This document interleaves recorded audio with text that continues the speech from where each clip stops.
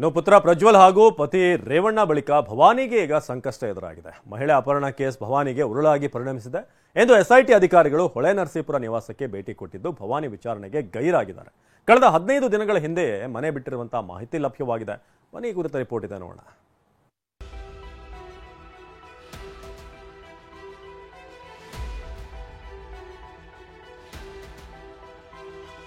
ಸಂಕಷ್ಟ.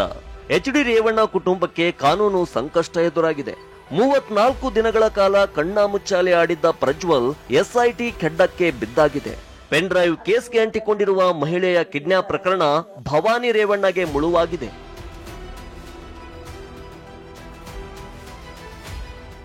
ಸಂತ್ರಸ್ತೆ kidnap case, ಮನೆಯಲ್ಲಿಲ್ಲ Bhavani Revanna. ವಿಚಾರಣೆಗೆ ತೆರಳಿದ ಎಸ್ಐಟಿ ಅಧಿಕಾರಿಗಳಿಗೆ ನಿರಾಸೆ. ಅಶ್ಲೀಲ ವಿಡಿಯೋಗಳು ಹರಿದಾಡುತ್ತಿದ್ದಂತೆ ಎಚ್.ಡಿ. ರೇವಣ್ಣ ಮನೆಯ ಕೆಲಸದಾಕೆ ನಾಪತ್ತೆಯಾಗಿತ್ತು. ಕೆಲಸದಾಕೆ ಮಗ ಕೆಆರ್ ನಗರ ಪೊಲೀಸ್ ಠಾಣೆಗೆ ಅಪಹರಣದ ಕೇಸ್ ಕೊಟ್ಟಿದ್ದ. ರೇವಣ್ಣ ಹಾಗೂ ಮತ್ತೊಬ್ಬ ಆಪ್ತನ ವಿರುದ್ಧ ಪ್ರಕರಣ ಕೂಡ ದಾಖಲಾಗಿತ್ತು. ಇದೇ ಕೇಸ್ ಈಗ ಭವಾನಿಗೆ ಉರುಳಾಗಿ ಪರಿಣಮಿಸಿದೆ. ಎಸ್ಐಟಿ ಅಧಿಕಾರಿಗಳು ವಿಚಾರಣೆಗೆ ನೋಟಿಸ್ ಕೊಟ್ಟಿದ್ರು. ಹೀಗಾಗಿ ಬಂಧನ ಭೀತಿಯಲ್ಲಿದ್ದ ಭವಾನಿ ನಿರೀಕ್ಷಣಾ ಜಾಮೀನಿಗೆ ಅರ್ಜಿ ಸಲ್ಲಿಸಿದ್ರು. ಕೋರ್ಟ್ ನಿನ್ನೆ ಅರ್ಜಿ ಕೂಡ ವಜಾಗೊಳಿಸಿದೆ.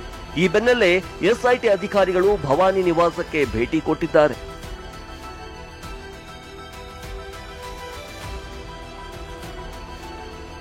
ಭವಾನಿ ರೇವಣ್ಣಗೆ ಎಸ್ಐಟಿ ಎರಡೆರಡು ನೋಟಿಸ್ ಕೊಟ್ಟಿತ್ತು. ಮನೆಯಲ್ಲೇ ವಿಚಾರಣೆಗೆ ಹಾಜರಾಗುವುದಾಗಿ ಭವಾನಿ ಪತ್ರ ಕೂಡ ಬರೆದಿದ್ರು. ಪತ್ರದಂತೆ ಎಸ್ಐಟಿ ಅಧಿಕಾರಿಗಳು ಹೊಳೆನರಸೀಪುರದಲ್ಲಿರುವ ನಿವಾಸಕ್ಕೆ ಬಂದಿದ್ದಾರೆ. ಆದ್ರೆ ಮನೆಯೊಳಗೆ ಹೋದ ಎಸ್ಐಟಿ ಅಧಿಕಾರಿಗಳು ಶಾಕ್ ಆಗಿದ್ದಾರೆ. ಭವಾನಿ ರೇವಣ್ಣ ಮನೆಯಲ್ಲಿ ಇರದ ಕಾರಣ ಸಂಜೆ 5ರವರೆಗೆ ಕಾಯಲಿದ್ದಾರೆ.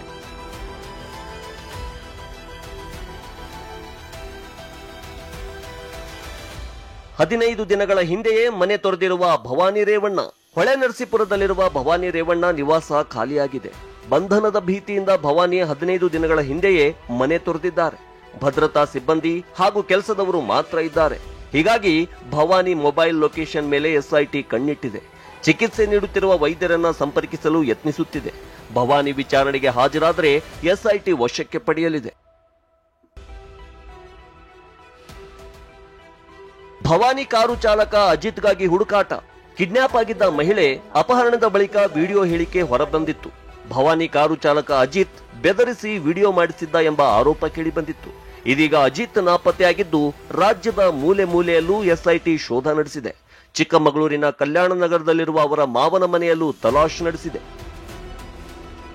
ಒಟ್ನಲ್ಲಿ ರೇವಣ್ಣ ಕುಟುಂಬಕ್ಕೆ ಕಾನೂನು ಕಂಟಕ ಎದುರಾಗಿದೆ.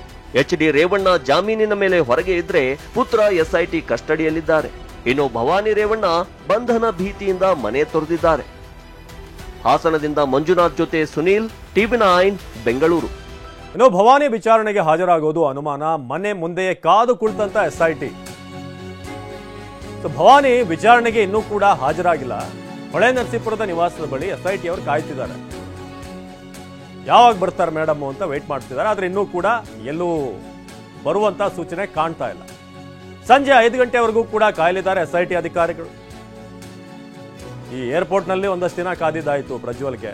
ಅದಾದ್ಮೇಲೆ ಈಗ ಭವಾನಿ ರೇವಣ್ಣ ವಿಚಾರಣೆಗೆ ಹಾಜರಾಗ್ತಾರಾ ಅನ್ನೋ ಪ್ರಶ್ನೆ. ಎಸ್ಐಟಿ ಅಧಿಕಾರಿಗಳು ಈಗಲೂ ಕೂಡ ವೇಟ್ ಮಾಡ್ತಿದ್ದಾರೆ. ಸಂಜೆ 5 ಗಂಟೆವರೆಗೆ ಎಸ್ಐಟಿ ಅಧಿಕಾರಿಗಳು ಕಾಯಲಿದ್ದಾರೆ. ಇಲ್ಲಿ ಬಹಳ ಗಮನಿಸಬೇಕಾದಂಥ ವಿಚಾರ ಅಂತಂದ್ರೆ ಅಲ್ಲಿ ನೆನೆ ಈ ನಿರೀಕ್ಷಣಾ ಜಾಮೀನು ಅರ್ಜಿ ವಜಾ ಆಗಿರೋದು. ಸೊ ಒಂದು ವೇಳೆನಾದರೂ ಜಾಮೀನು ಸಿಗುವಂತ ಸಂದರ್ಭ ಇದ್ದಿದ್ರೆ ಅನುಕೂಲವಾಗಿರ್ತಾ ಇತ್ತು. ಆದ್ರೆ ಈಗ ನಿರೀಕ್ಷಣಾ ಜಾಮೀನು ಅರ್ಜಿ ವಜಾ ಆಗಿರೋದ್ರಿಂದ ಮನೆಯಲ್ಲೇ ಕಾರು ಬಿಟ್ಟು ತೆರಳಿರುವಂತ ಭವಾನಿ ಬೇರೆ ಕಾರ್ನಲ್ಲಿ ಅಲ್ಲಿಂದ ಭವಾನಿ ಹೋಗಿದ್ದಾರೆ. ಮನೆಯ ನೆಲಮಾಳಿಗೆಯಲ್ಲಿ ಕಾರು ಪಾರ್ಕಿಂಗ್ ಆಗಿದೆ. ಪ್ರಜ್ವಲ್ ಕಾರಿನ ಪಕ್ಕದಲ್ಲೇ ಭವಾನಿ ಕಾರು ಕೂಡ ಪಾರ್ಕಿಂಗ್ ಆಗಿದೆ. ಮನೆಯಲ್ಲೇ ಕಾರು ಬಿಟ್ಟು ಅಲ್ಲಿಂದ ಭವಾನಿ ಹೊರ ಹೋಗಿದ್ದಾರೆ. ಇನ್ನೂ ಕೂಡ ಬಂದಿಲ್ಲ. ಎಸ್ಐಟಿ ಅಧಿಕಾರಿಗಳು ಈಗ ಅಲ್ಲಿ ಬಂದು ನಿಂತಿರೋದನ್ನ ನೋಡ್ಬೋದು. ಮನೆ ಮುಂದೆ ಇದು ಹೊಳೆನರಸೀಪುರದ ಈ ಚೆನ್ನಂಬಿಕಾ ಥಿಯೇಟರ್ ಬಳಿ ಇರುವಂಥ ಮನೆ ಅವ್ರದ್ದು. ಸೊ ಅಲ್ಲಿ ಈಗ ಎಸ್ಐಟಿಯ ಟೀಮ್ ಬೀಡ್ಬಿಟ್ಟಿದೆ. ಆದರೆ ಇದುವರೆಗೂ ಕೂಡ ಭವಾನಿ ಅವರು ಮನೆ ಕಡೆ ಬಂದಿರೋ ಹಾಗಿಲ್ಲ. ಮನೆಯಲ್ಲಿ ಕೆಲಸದವರು ಹಾಗೇನೆ ಸೆಕ್ಯೂರಿಟಿ ಭದ್ರತಾ ಸಿಬ್ಬಂದಿ ಅಷ್ಟು ಬಿಟ್ಟರೆ ಬೇರೆ ಯಾರೂ ಅಲ್ಲಿ ಇರುವಂಥದ್ದಿಲ್ಲ. ಈಗ ನೋಡ್ತಾ ಇದ್ರೆ ಎಸ್ಐಟಿ ಟೀಮ್ ಅಲ್ಲಿ ಹೋಗಿರೋದು.